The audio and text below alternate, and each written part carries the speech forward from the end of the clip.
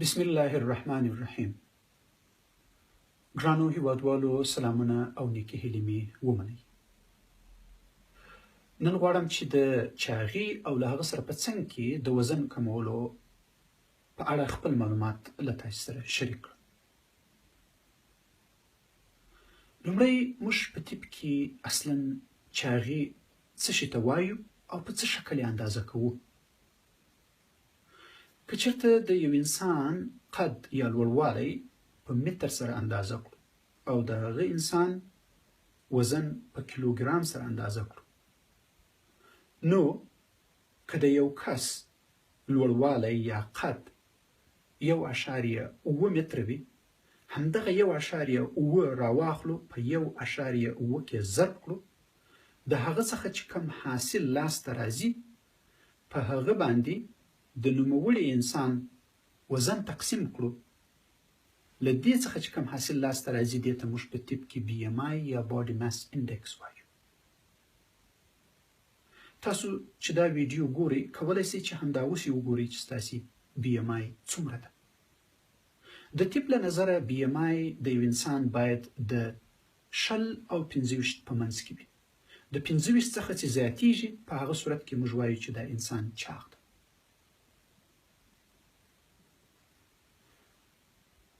موږ تاسو ټول پوهیږو چې انسانان چې ډوډۍ خورو، د ډوډۍ د څښاک د دې له لارې موږ تاسې وجود ته انرژي داخلیږي. همدغه انرژي ده چې موږ د هغه په واسطه باندې تګ کولی سو، فکر کولی سو، سبق ویلی سو، هر څه چې کوو، فزیکي فعالیت کولی سو، د همغه انرژي په واسطه یې کولی سو. خو که دغه انرژي زموږ تاسې د فزیکي فعالیت څخه زیاته وي، چې موږ کوم خوراک کوو هغه د موږ تاسې له فزیکي فعالیت څخه زیاته وي، زموږ تاسې وجود یې د سپینې غوښې په شکل باندې ذخیره کوي. خدای دې وکړه چې هغه انرژي که بوره وي، که سبزي وي، که هر شی وي، که غوښه وي، که توره غوښه وي، که سپینه وي، خو چې زموږ وجود ته داخله سوله، زموږ تاسې وجود یې د سپینې غوښې په شکل باندې ذخیره کوي. هغه په سپینه غوښه بدلوي او په هغه شکل باندې ذخیره کوي. که چېرته یو کس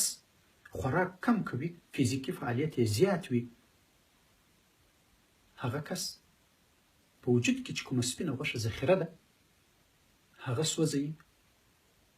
او د هغه څخه کار اخلي او وزن یې کمیږي.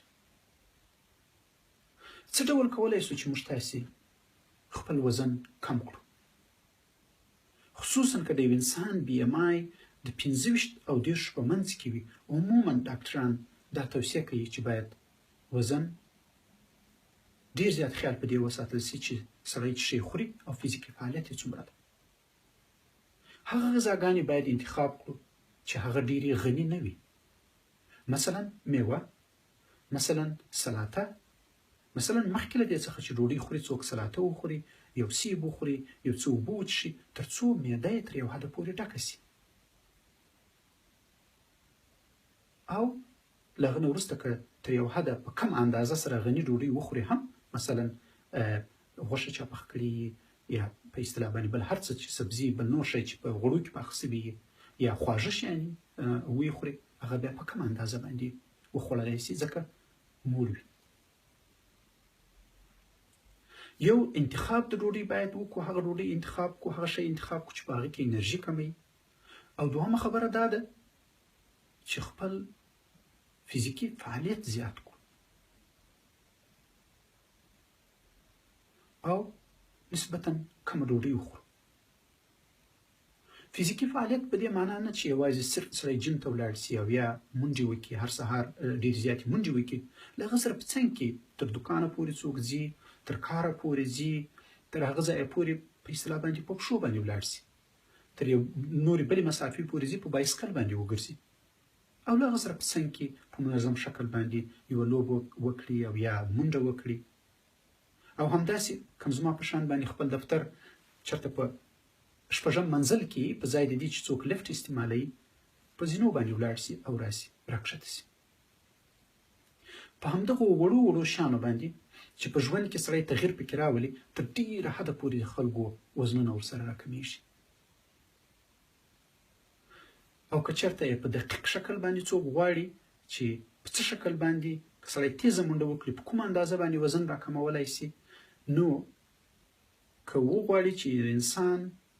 خپل وزن یعنی خپل سپینه غوښه د 1 کیلو په اندازه باندې راکم کړي یا د خپل وزن د 1 کیلو په اندازه باندې راکم کړي،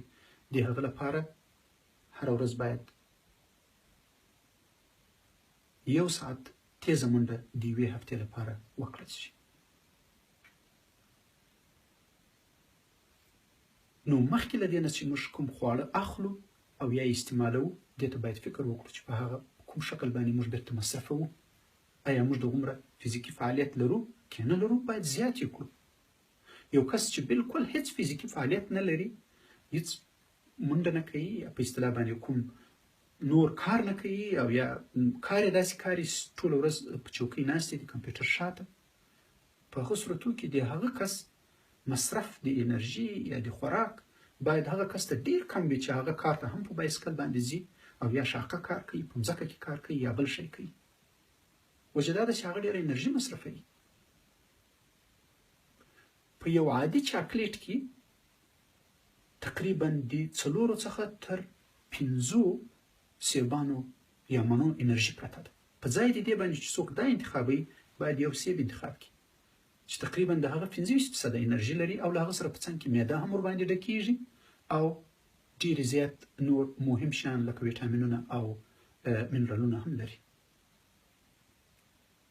یو خو د عاداتو بدلول دي، د فزیکي فعالیت زیاتول دي چې انسان ورباندې وزن کمولی شي. خو که چېرته د یو کس BMI تر 10 پورې ورسیږي، سره له دې ټولو شیانو د هغو کسانو وزن نه راکمیږي یا د شکرې په ناروغي باندې اخته وي، هغو کسانو ته موږ دوا ورکوو تر څو پورې وزن راټیټ شي. له هغو ټولو دواګانو څخه دغه 2 دواوې تقریبا په طب کې تر یو حده پورې اوس مروجې دي او جانبي عوارض یې یو څه کم دي. هغه د اورلیسټاټ په نامه باندې یادیږي چې د کوم وخت چې څوک وخوري، هغه کوم غوړ مواد چې دي هغه نه پرېږدي چې وجود ته جذب شي. په دې وجه باندې د خلکو وزن راکمیږي. او دغه دوا چې د اورلیسټاټ چې د تقریبا په غربي نړۍ کې ټول په فارمسي کې بغیر د دې څخه چې څوک نسخه ولري یا یې ونه لري، په اصطلاح خلک یې کولی شي چې واخلي. خو زما توصیه به عموما دا وي چې څه وخت BMI د خلکو د 10 څخه اوچت وي یا د 10 په اندازه باندې وي، ډېرې منډې ترړې کړي وي، وزن یې نه کمیږي او له هغه سره په څنګ کې هغه څوک چې په شکرې په ناروغي باندې اخته وي د دې دوا څخه استفاده وکړي. لورکاسرین په نامه باندې یو بله دوا ده چې هغه اشتها کموي. په دې تیرو 4 کلو کې راوتلې ده. خلک ورنه استفاده کولی شي، خو عموما په نسخه باندې ډاکټر باید ولیکي. که چېرته د دې ټولو شیانو باوجود د یو انسان وزن ډېر زیات وي او یا تقریبا BMI یې د 40 په اندازه باندې، په هغه صورت کې د اکثریت ډاکټران دا توصیه کوي چې باید د جراحي له لارې یې معده کمه کړل شي تر څو هغه زر موړ شي او ډېره زیاته ډوډۍ ونه خوړلی شي. هغه کومې جراحیانې دي چې په یا عملیاتونه دي چې په اوسني عصر کې یعنی د اوسني حالت کې تر یو حده پورې عام دي او په اصطلاح باندې د خلکو وزن ورسره راکمیږي. او دا اصلا دغه جراحي چې دي د دې دپاره کول کیږي چې تر څو معده کمه کړي او سړی زر موړ شي او له هغه سره په څنګ کې په ځینو وختو کې هغه یو شکل جراحي سي ده، هغه کولمې هم تر یو حده پورې بایپاس کوي تر څو پورې غذا وجود ته جذب نه شي. د مثال په ډول باندې که څه هم دا اسې یو ماډل معده ده، طبعا د انسان معده چې ده هغه ډېره غټه ده. که د معدې دغه برخه له مرۍ سره شنتې ده او د معدې دا برخه د کولمو سره شنتې ده. 2 قسمه جراحي دي چې عموما نسبتا عامې دي او نورې هم یو 2-3 قسمه جراحي نورې هم شته، خو د هغو د نورو عواملو په واسطه باندې تر یو حده پورې په کمیدو دي. یو ته یې ګیسټریک بایپاس وایي. که دا د معدې دغه برخه دا سربیرنه برخه چې د مرۍ سره شنتې ده، دا په دې ځای کې د معدې څخه جلا کوي. د کولمو یوه برخه له دې ځای څخه راخي او مستقیما یې د معدې له دې ځای سره لګوي. په دې صورت باندې یو خو معده ډېره کوچنۍ ده ډېر کوچنی خالي یو پایپ واقع ده مستقیما له کولمو سره شنتې ده سړی مړیږي ډېر زر او دومره خبره دا ده چې دغه معده او له هغه سره چې ځینې کولمې دي په دې ځای کې هغه یې ټولې بایپاس کړي دي نو په دې وجه باندې کوم خواړه چې دي هغه هم په صحیح شکل باندې نه جذبیږي نو په دې صورت ناروغ کولی شي چې خپل وزن له لاسه ورکړي له هغه سره په څنګ کې بله کومه جراحي چې ده هغه تر یو حده پورې په اصطلاح باندې ډیره زیاته اوس په مروج کېدو ده یا